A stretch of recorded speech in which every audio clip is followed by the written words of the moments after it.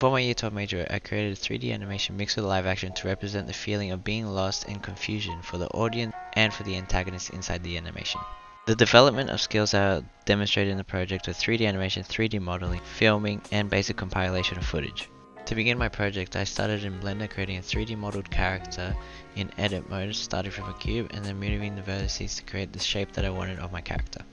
When I started to make the character's hair, I decided to ignore hair simulation and do low poly hair due to the technical limitations that were present to me throughout the project. After modeling the character, I decided to go into sculpt mode to tone the character and make it smoother.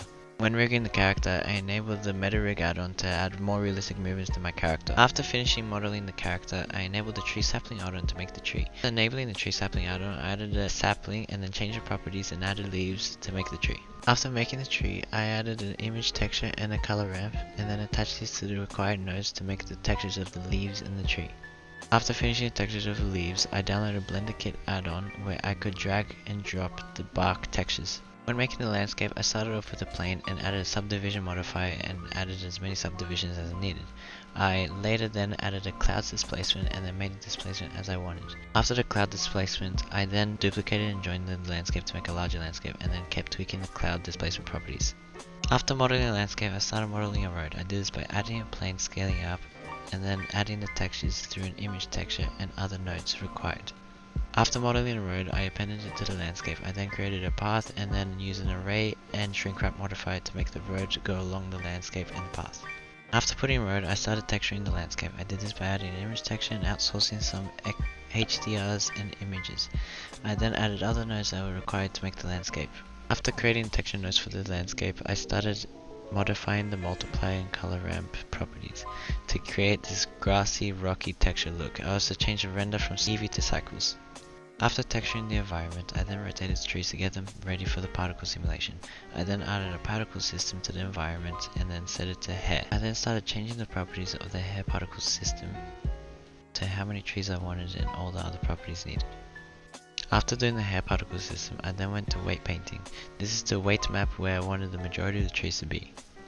After weight mapping, I then added a plane to create fog.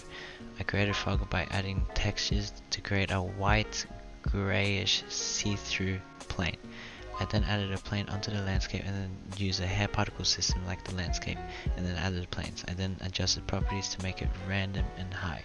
After making the fog, I then created a path for the aerial camera. I then started keyframing and animating the camera and the focal length of the camera. After keyframing the camera and its path, I then created a bush. I did this by using a semi-sphere and creating petals. I then made a hair particle simulation on the sphere. I then began texturing the petals with basic colors and then created another bush with the flowers. After creating a bush, I then appended it to the landscape and then I put it in places where the artifacts were visible to cover them. The whole 3D modeling process was very difficult as this is very new to me as I'd never done anything like this before.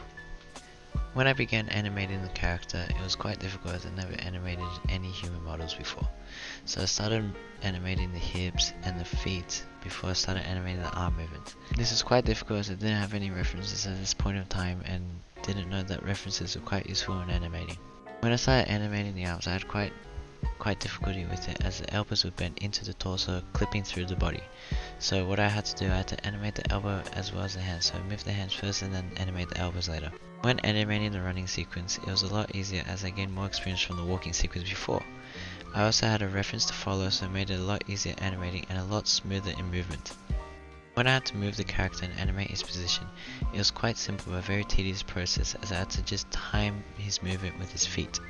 When creating the running sequence for the first time, I was very happy with the result and how it turned out. It was very smooth and fluid movement throughout the whole running sequence. In the last part of the animation, I did another walk cycle, which was a lot easier and I could visually see that I improved. The walk cycle was smoother and more realistic. I also had a reference learning from my previous mistake, which I was able to follow. The animation process was actually quite difficult, but after a while and practice, it got a lot easier to do.